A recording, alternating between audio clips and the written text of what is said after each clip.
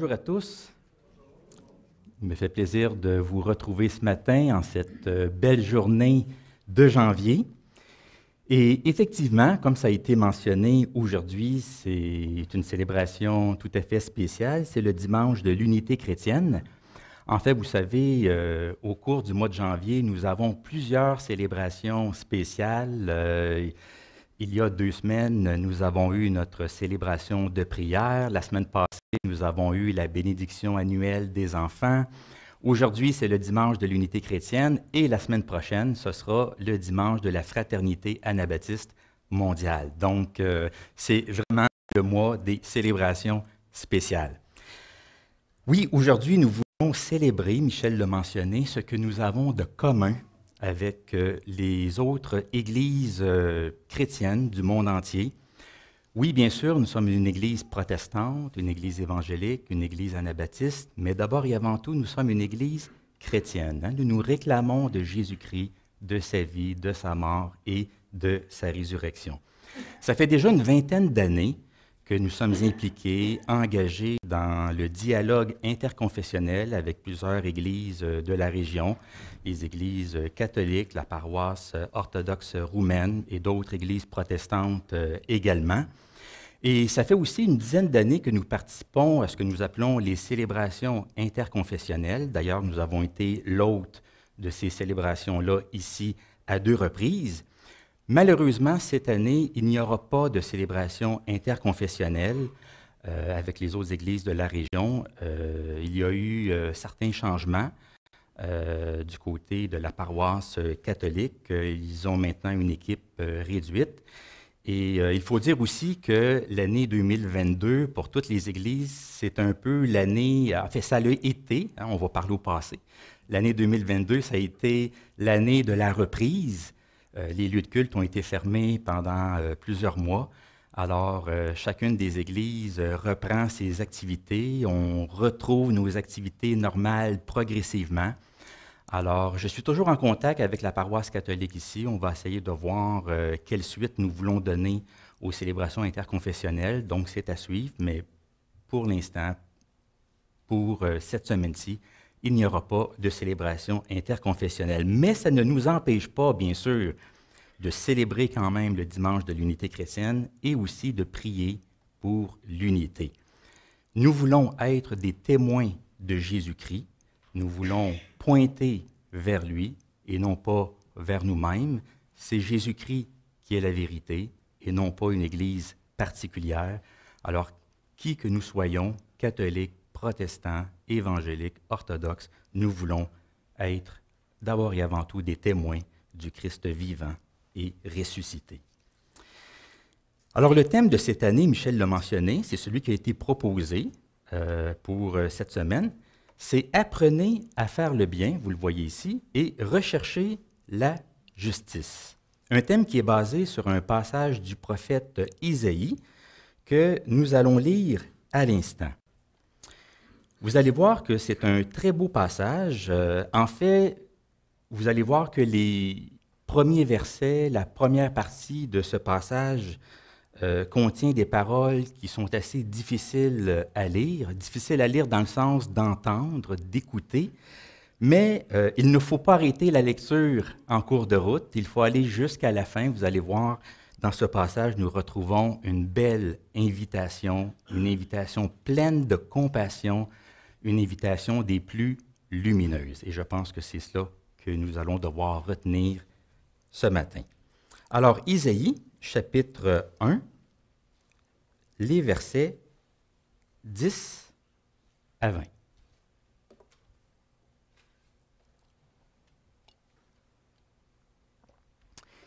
Écoutez la parole de l'Éternel, chef de Sodome. Prêtez l'oreille à la loi de notre Dieu, peuple de Gomorrhe. Qu'ai-je à faire de la multitude de vos sacrifices, dit l'Éternel? Je suis rassasié des holocaustes, de béliers et de la graisse des veaux. Je ne prends point plaisir au sang des taureaux, des brebis et des boucs. Quand vous venez vous présenter devant moi, qui vous demande de souiller mes parvis? Cessez d'apporter de vaines offrandes. J'ai en horreur l'encens, les nouvelles lunes, les sabbats et les assemblées. Je ne puis voir le crime s'associer aux solennités. Mon âme déteste vos nouvelles lunes et vos fêtes. Elles me sont à charge. Je suis là de les supporter. Quand vous étendez vos mains, je détourne de vous mes yeux. Quand vous multipliez les prières, je n'écoute pas. Vos mains sont pleines de sang. Lavez-vous, purifiez-vous, ôtez de devant mes yeux la méchanceté de vos actions, cessez de faire le mal. Apprenez à faire le bien, recherchez la justice, protégez l'opprimé, faites droit à l'orphelin, défendez la veuve, venez et plaidons, dit l'Éternel. Si vos péchés sont comme le cramoisi, ils deviendront blancs comme la neige. S'ils sont rouges comme la pourpre, ils deviendront comme la laine. Si vous avez de la bonne volonté et que vous êtes docile, vous mangerez les meilleures productions du pays, mais si vous résistez et si vous êtes rebelle, vous serez dévorés par le glaive, car la bouche de l'Éternel a parlé. Prions ensemble.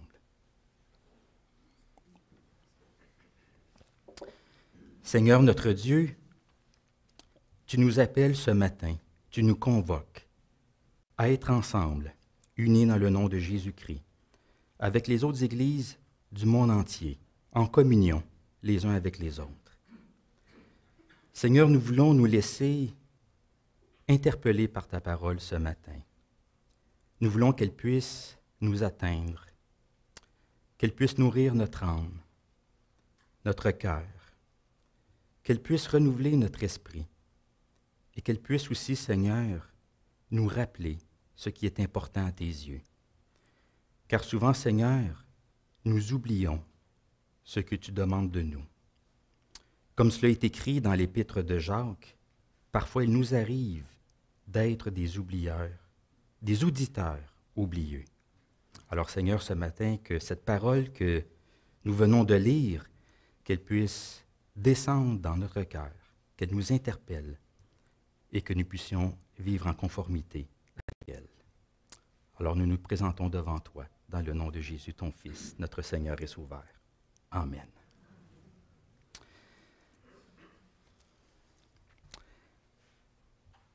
Alors, apprenez à faire le bien et recherchez la justice. C'est un thème qui a été élaboré par le Conseil des Églises du Minnesota aux États-Unis. C'est eux, cette année, qui ont eu le mandat de choisir le thème et de préparer le matériel pour cette semaine.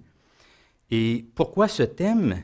Bien, il faut savoir que pendant des années, le Minnesota a connu de grandes tensions raciales.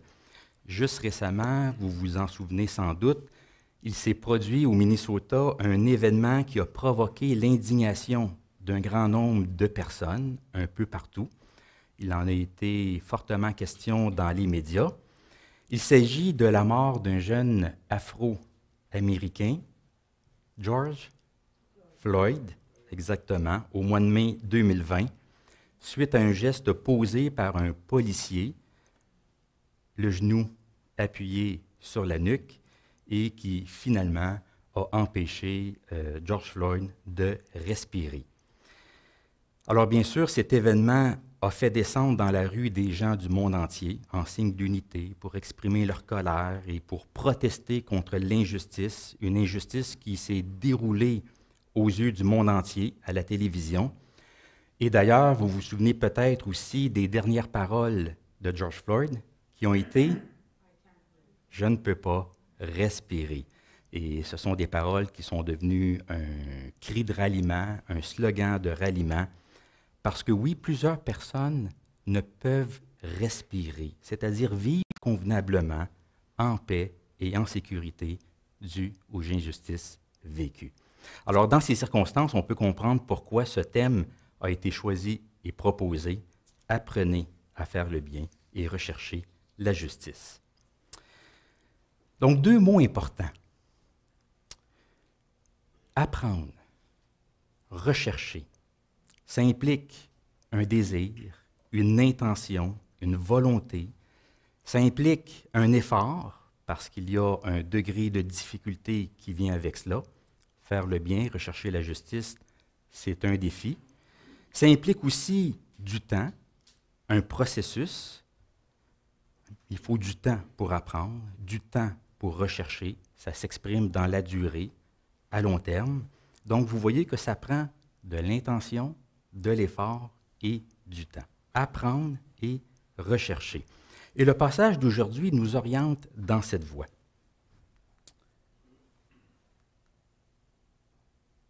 Voilà.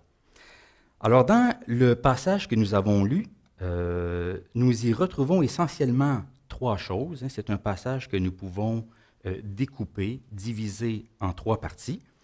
Nous y retrouvons d'abord, comme je l'ai mentionné, quelques paroles qui sont difficiles à entendre, une réprimande, une critique de la part de Dieu qui est adressée à son peuple. Alors oui, ça ne commence pas bien, mais heureusement, ce n'est pas la fin, comme vous avez pu le constater. Cette réprimande, elle est suivie d'une exhortation, donc d'une série de demandes ou d'appels à rectifier sa conduite. Dieu cherche à réorienter son peuple, à le replacer sur la bonne voie, la bonne trajectoire.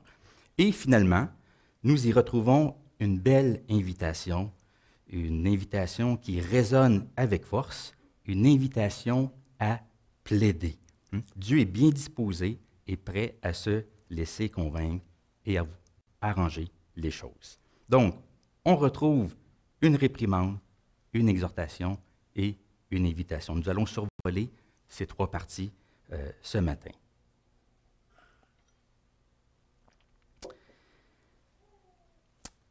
Les premières paroles de ce passage sont assez dures. On y retrouve de fortes critiques. Dieu critique son peuple, il le reprend, il dénonce ses voies, ses comportements et surtout ses actes religieux. Et il y a bien sûr une raison à cela. Dieu pose deux questions à son peuple. Voilà. La première question, qu'ai-je à faire de la multitude de vos sacrifices? Suivie d'une autre question un peu plus loin, quand vous venez vous présenter devant moi, qui vous demande de souiller mes parvis? Alors bien sûr, nous sommes dans l'Ancien Testament, il y a le temple de Jérusalem, qui est le centre cultuel du peuple de Dieu. On y apporte des sacrifices, le peuple de Dieu s'y rendait régulièrement pour adorer Dieu. Alors, Dieu, lui, pose, par l'intermédiaire du prophète Ésaïe, il pose deux questions à son peuple. Bien sûr, ce sont des questions rhétoriques. Dieu ne s'attend pas comme tel à ce que son peuple lui réponde. Ce sont des questions qui ont pour but d'éveiller, de secouer, de réfléchir, d'attirer l'attention sur quelque chose, de mettre en lumière une situation particulière. Ce sont des questions qui expriment un déplaisir divin, un déplaisir qui va s'exprimer aussi au moyen de fortes déclarations. Vous les voyez ici. Je vois qu'il y a un petit temps de réaction. Alors, vous voyez ce que Dieu dit. « Je suis rassasié des holocaustes et des béliers et de la graisse des veaux. Je ne prends point plaisir au sang des taureaux. J'ai en horreur l'encens, un petit peu plus bas. Je ne puis voir le crime s'associer aux solennités. Mon âme déteste vos nouvelles lunes et vos fêtes. Je détourne de vous mes yeux et je n'écoute pas. Vos mains sont pleines de sang. » Donc, vous en conviendrez que ce sont des paroles qui sont plutôt fortes, de fortes déclarations. Ce n'est pas le type de reproche qu'on aimerait entendre. Et le peuple a sûrement dû être surpris d'entendre ces paroles de la part de Dieu par l'intermédiaire du prophète Ésaïe, parce que lorsqu'on se croit bon, lorsqu'on se croit juste, on est toujours surpris de recevoir une critique ou une réprimande. En substance, ce que le Seigneur dit, c'est « Je n'aime pas ce qui se passe ici. Je n'aime pas ce que je vois. Je n'aime pas ce que j'entends. Vos sacrifices, vos fêtes, vos cérémonies, vos offrandes, vos prières, ça me laisse de glace. Ça me fatigue même. Laissez faire. Emportez tout. Vous reviendrez une autre fois. » C'est ce que le Seigneur dit substantiellement si on paraphrase les choses un petit peu. Le Seigneur va même jusqu'à comparer son peuple à Sodome et Gomorrhe. Vous le voyez au tout début. Écoutez la parole de l'Éternel, chef de Sodome, prêtez l'oreille à la loi de notre Dieu, peuple de Gomorrhe. Ouf, c'est dur.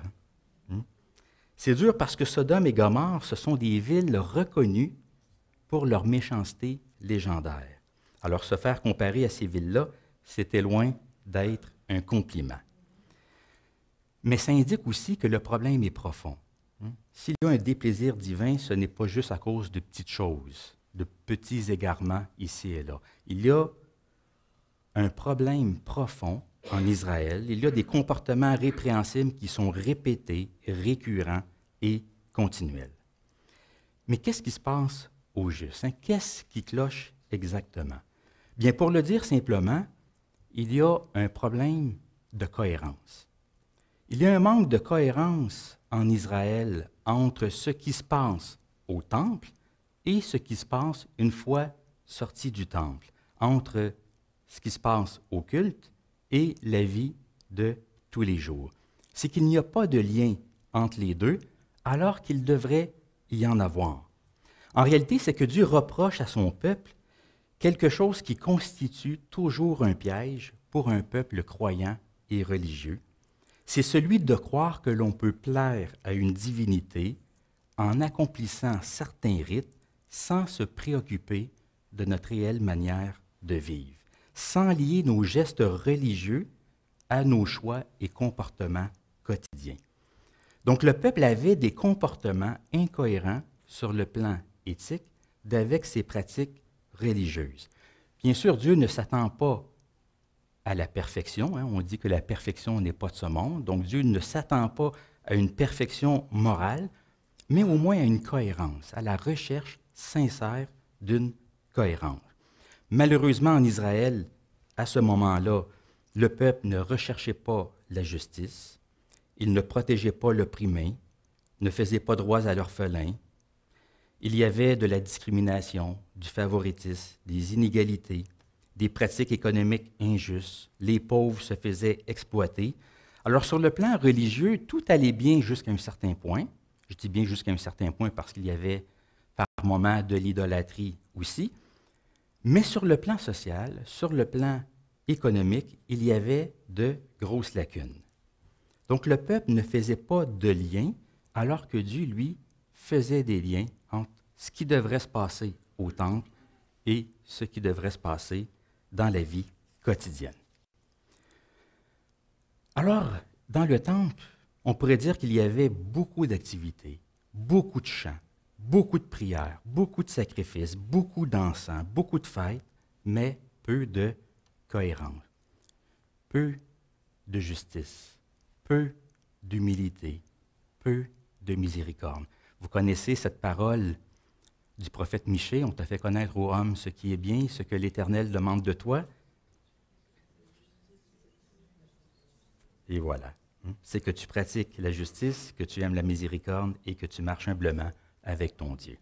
Alors il y avait, oui, beaucoup de bruit, beaucoup d'activités, de chants, de prières, de sacrifices, mais peu de miséricorde, peu d'humilité et peu de justice.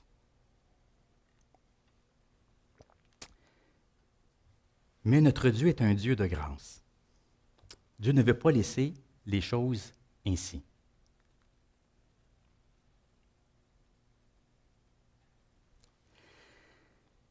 Alors le Seigneur s'adresse à son peuple dans la suite du passage et il l'invite à rectifier ses voies, à corriger sa trajectoire.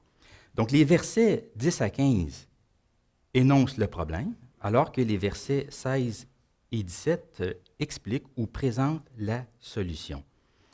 Alors nous lisons « Lavez-vous, purifiez-vous, ôtez de devant mes yeux la méchanceté de vos actions, cessez de faire le mal, apprenez à faire le bien, recherchez la justice, protégez l'opprimé, faites droit à l'orphelin et défendez la veuve. » Et c'est ici que nous retrouvons le thème d'aujourd'hui. Apprendre à faire le bien et rechercher la justice.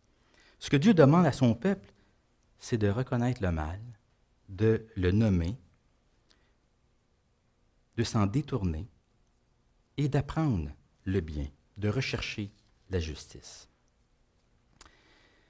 Apprendre à faire le bien, ça veut dire qu'une démarche pédagogique s'impose. Il y a quelque chose à apprendre, ou peut-être même à réapprendre.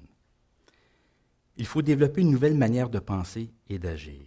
Il faut peut-être retourner à l'école primaire, réapprendre la base, réapprendre les bases de la loi divine.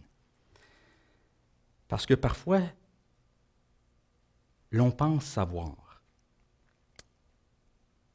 mais nous avons besoin de réviser ce que nous avons appris, parce qu'il est possible d'oublier les leçons de base.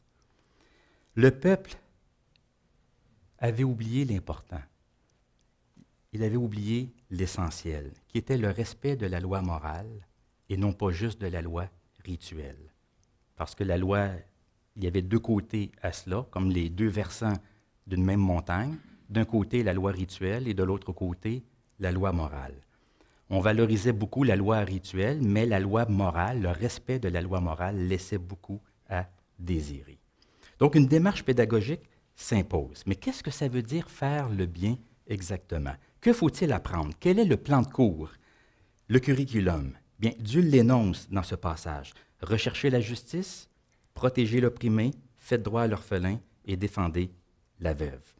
Nous avons ici le plan de cours, les objectifs du programme de formation. La justice, dans la Bible, c'est une grande notion, un grand concept, un peu comme celui de la paix qui est le shalom. On en parle beaucoup dans nos églises, ça fait partie de nos valeurs essentielles. On sait que la paix, c'est une notion très large. La paix, le shalom, c'est un état de plénitude. C'est la paix avec Dieu, la paix avec nous-mêmes, la paix avec les autres, la paix avec l'ordre créé, avec la création. C'est une grande notion. Et il en est de même avec la justice. La justice, dans la Bible, c'est ce qui est conforme au droit, et en particulier le droit déterminé par Dieu.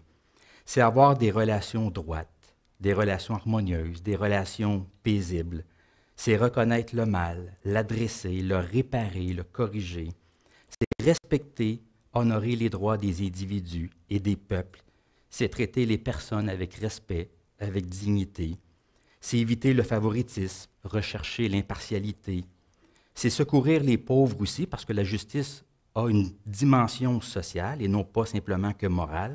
Donc, c'est secourir les pauvres, défendre les faibles, protéger les gens vulnérables, défendre leurs droits.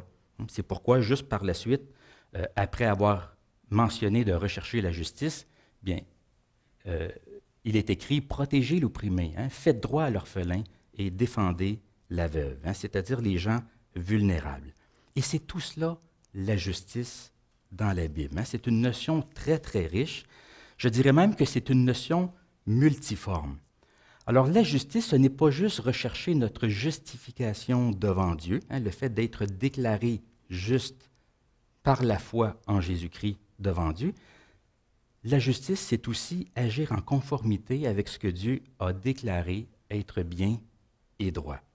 Alors ici, c'est comme si Isaïe disait « Travaillez pour la justice, prenez soin des minorités, des gens les plus vulnérables de la société, alors vous commencerez à ressembler au peuple de Dieu que vous êtes censé être. Alors votre culte, votre adoration commenceront à avoir de la valeur aux yeux de Dieu. » Aujourd'hui, pour mieux exprimer l'étendue de la justice biblique, on va utiliser plusieurs catégories. On va parler de plusieurs types de justice. Est-ce que ça vient? Voilà. Alors aujourd'hui, on va beaucoup parler de justice sociale, de justice raciale, justice économique, justice écologique.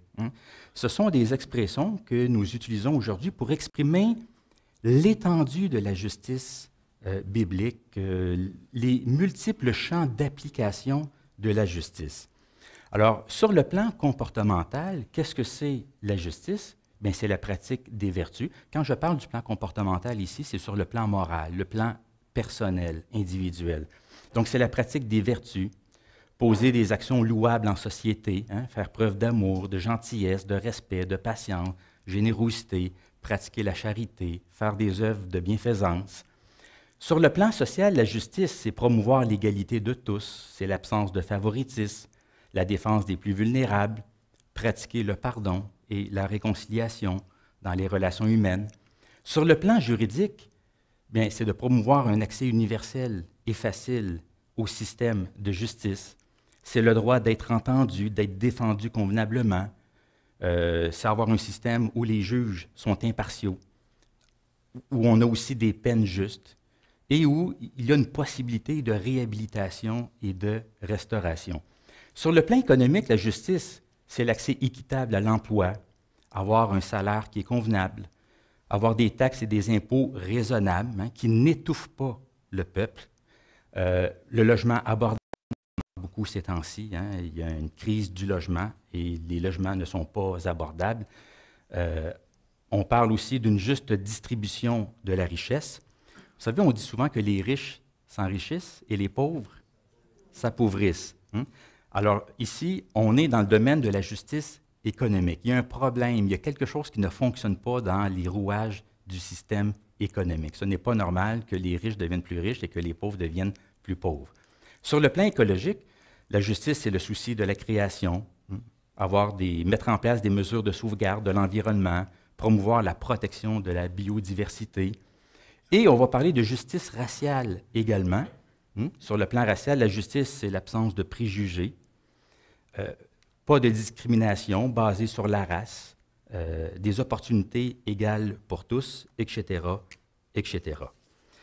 Alors, vous voyez, on parle de justice sociale, justice raciale, justice économique, etc. Ne cherchez pas ces expressions-là dans les Écritures, vous n'allez pas les retrouver. Ce sont des expressions courantes, une articulation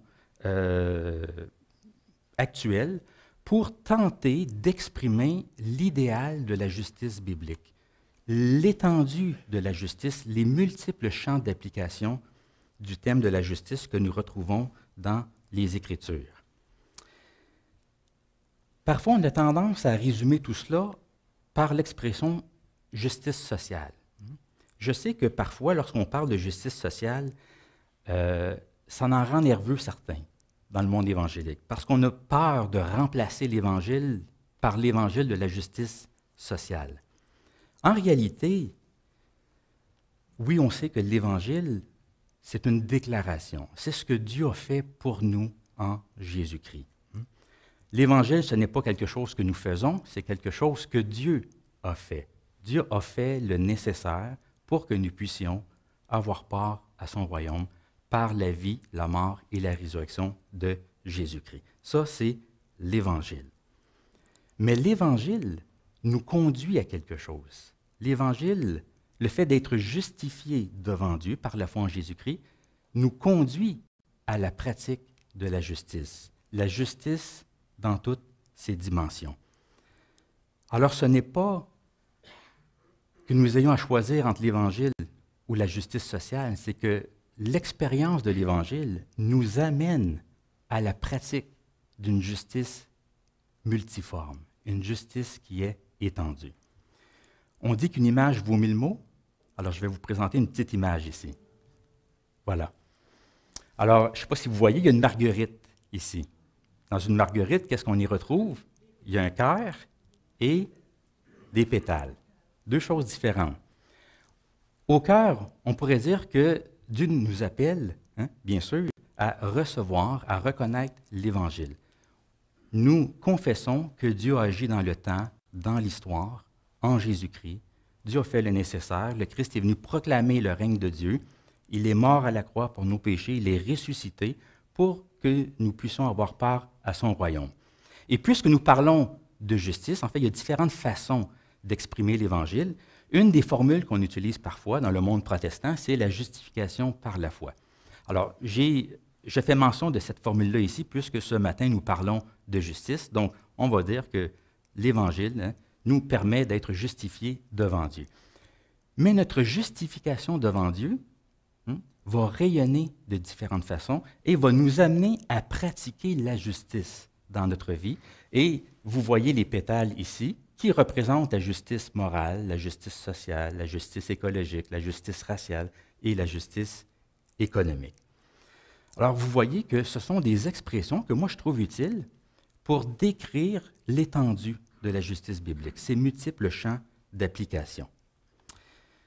Vous vous rappelez cette parole de Jésus, « Recherchez le royaume de Dieu et sa justice ». Et la justice dont il est question ici, ce n'est pas la justification devant Dieu, c'est la justice du sermon sur la montagne. C'est une parole que Jésus prononce dans le discours sur la montagne. Alors, rechercher la justice de Dieu, le royaume et sa justice, c'est vivre et pratiquer le sermon sur la montagne. C'est vivre en fonction de l'éthique du royaume de Dieu que Jésus a proclamé. Alors, nous voyons une réprimande et nous voyons une exhortation de la part de Dieu pour que le peuple puisse rectifier sa conduite, qui est d'apprendre à faire le bien et de rechercher la justice. Il y a vraiment une démarche pédagogique qui s'impose.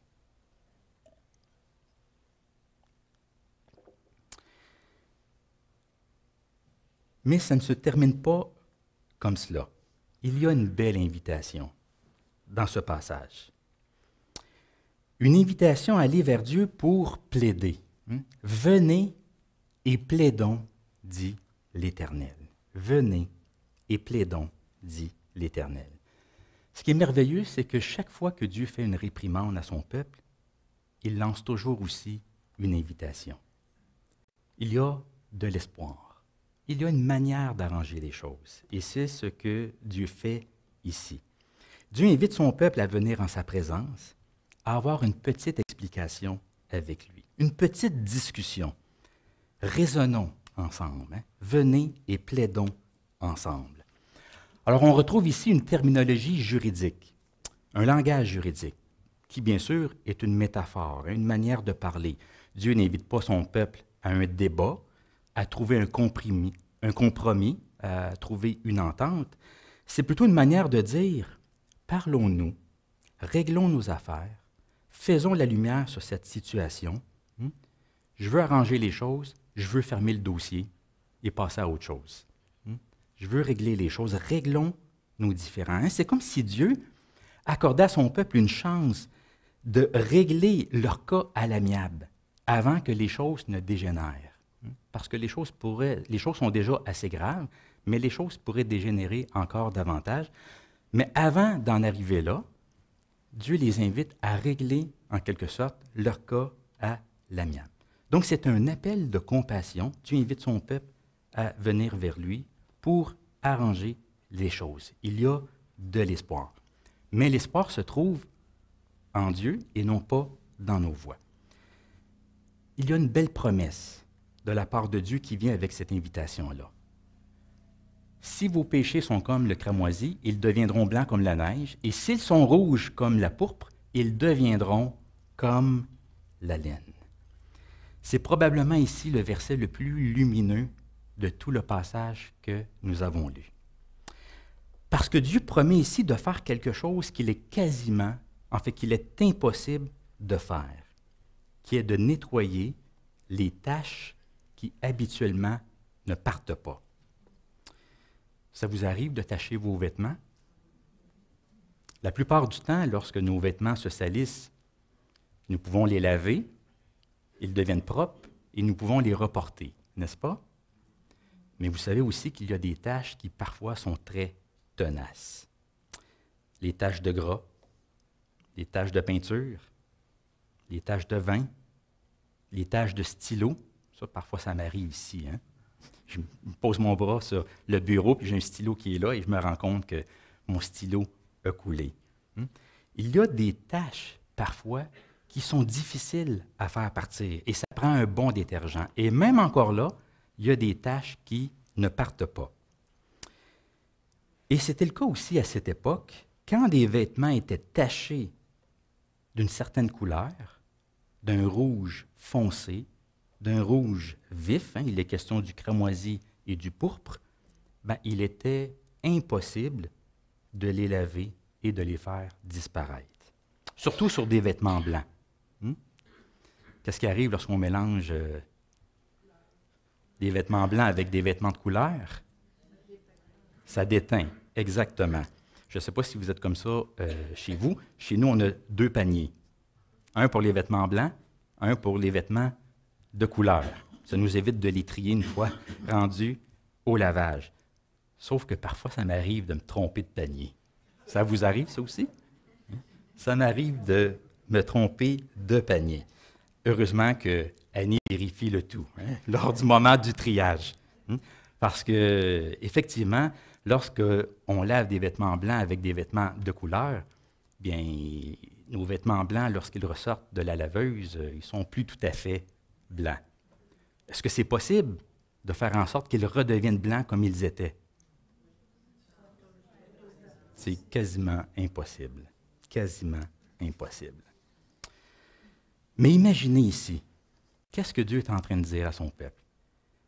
Lui peut laver les plus grandes taches qui soient dans notre âme, dans notre vie. Dieu peut faire l'impossible. Il peut nettoyer ce qui ne se lave pas. Il peut faire partir les taches les plus tenaces, les fautes les plus grandes, les plus graves à nos yeux et même aux yeux de la société. Parce que l'amour de Dieu, la grâce de Dieu, la miséricorde de Dieu, c'est le plus grand détergent qui soit. Il n'y a pas une faute qui peut résister à la puissance nettoyante de l'amour divin. Et même quand Dieu compare son peuple à Sodome et à Gomorrhe, la grâce de Dieu peut avoir le dessus. Alors imaginez dans quel état le peuple était tombé, au point que Dieu les compare à ces villes-là, mais imaginez la force, l'intensité de cette invitation-là et de la promesse que Dieu leur fait. Dieu peut nous rendre aussi blancs que neige, aussi purs que la laine. Vous savez qu'il y a un chant qui fait référence à cela, plus blanc que neige. Alors, on retrouve ici vraiment une belle invitation, intense, pleine de compassion. Dieu souhaite que cette invitation-là puisse résonner au cœur de son peuple. Pour conclure, qu'est-ce que nous pouvons dire de ce passage aujourd'hui, en ce dimanche de l'unité chrétienne? Il y aurait plusieurs choses à faire ressortir, mais j'aimerais en mentionner 3. Je pense que ce passage nous invite à élargir, à rechercher et à pratiquer la justice. D'abord, ce passage nous invite, oui, comme je l'ai mentionné, à élargir notre compréhension de la justice. Il n'y a pas que la justification devant Dieu qui compte, que la justice personnelle, individuelle, la pratique des vertus morales. Non, la justice se décline de différentes manières. Elle prend des expressions variées, comme on l'a vu, justice sociale, justice économique, justice raciale, justice écologique, etc., etc. La pratique de la justice, c'est ce qui nous permet de donner de la cohérence à notre proclamation. On a parlé de cohérence tout à l'heure, que parfois il y a un manque de cohérence entre ce qui se fait lors des cultes et la vie quotidienne, mais la pratique de la justice, c'est ce qui nous permet de donner de la cohérence à notre proclamation, à l'annonce de l'Évangile. Donc, une invitation à élargir notre compréhension de la justice. Une invitation aussi à rechercher la justice dans un esprit d'unité fraternelle avec les autres communautés, les autres églises. Parce que la justice, ça se pratique ensemble, en communauté, dans un esprit de paix et de communion avec les autres fraternités chrétiennes. C'est un appel qui est adressé au peuple de Dieu, et c'est un appel collectif, un appel communautaire. C'est ensemble que nous sommes appelés à rechercher la justice, à être des témoins de la justice dans la société.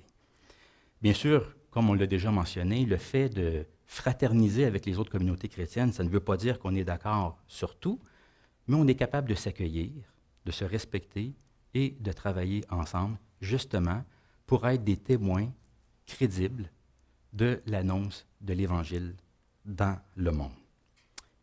Et finalement, ce passage, je pense qu'il est une invitation à pratiquer la justice comme expression de notre reconnaissance envers Dieu pour ce qu'il a fait en Jésus-Christ.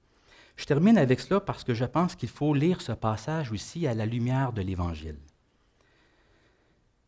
Aujourd'hui, nous n'avons plus le système sacrificiel de l'Ancien Testament, parce que Jésus-Christ est le dernier des sacrifices, le sacrifice parfait, celui qui couvre nos fautes.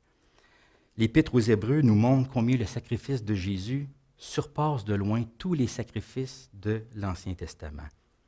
Et depuis son sacrifice, nul besoin d'offrir d'autres sacrifices par la suite. Le sacrifice du Christ, il est complet, il est final, et tout ce que nous avons lu dans ce passage, les sacrifices, les fêtes, les institutions, les cérémonies de l'Ancien Testament, c'était l'ombre des choses à venir, c'était une préfiguration du Christ et de sa venue. Alors si c'est le cas, ça veut dire que oui, nous pouvons recevoir l'appel que nous retrouvons dans ce passage dans un esprit de reconnaissance envers Dieu. Nous sommes appelés à pratiquer la justice par gratitude, parce que nous reconnaissons que Dieu a agi. Dieu nous a aimés le premier. Puisque Dieu nous a aimés, puisque Dieu a agi, nous pouvons en retour vivre l'évangile de la justice dans notre vie. Et constamment se rappeler que rien ne résiste à la grâce de Dieu. Dieu peut nous purifier de toutes nos fautes, de toutes les fautes que nous pensons parfois impossibles à être pardonnées. Parfois, on vit avec une honte, une culpabilité tenace. On a peut-être parfois l'impression que dans notre cœur, il y a des taches qui ne partiront jamais. Mais si on lit bien ce passage ici, oui, Dieu peut faire l'impossible. Il peut nous purifier de toutes les fautes, de toutes les tâches que nous pensions impossibles de faire disparaître. Et ça, c'est la grâce. C'est la grâce de Dieu en Jésus-Christ. Alors oui, en signe de reconnaissance, apprenons à faire le bien et recherchons la justice. Alors que Dieu bénisse sa parole ce matin. Amen.